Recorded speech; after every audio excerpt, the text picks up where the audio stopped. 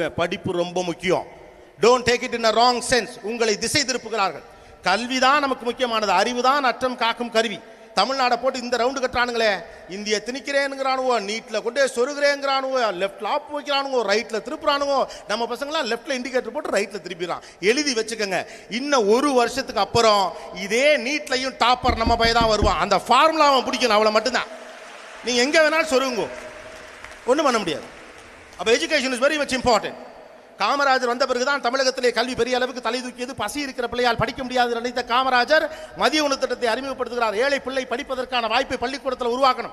சாப்பாட்டுக்கு வழி இல்லாத பிள்ளை எப்படா படிப்பான்னு சொல்லி யோசிச்சு அவர் அதுக்காகத்தான் கொண்டு வந்தார் இல்லையா. மதிய உணவு திட்டம் வந்த பிறகுதான் நம்முடைய தாத்தாக்கள் காலத்திலிருந்து அப்பாக்கள் காலத்திலிருந்து பெரிய வாரியாக படிக்க போனாங்க. கடைக்கு வேலை போனவங்கலேருந்து தொடங்கி சின்ன சின்ன கலப்படுங்கிற வேலைக்கெல்லாம் போனவங்க எல்லாரும் பள்ளிக்கூடத்துக்கு போனது காமராஜர் கொண்டு வந்த திட்டம் தான். காமராஜர் படிக்காதவர் இல்லையா.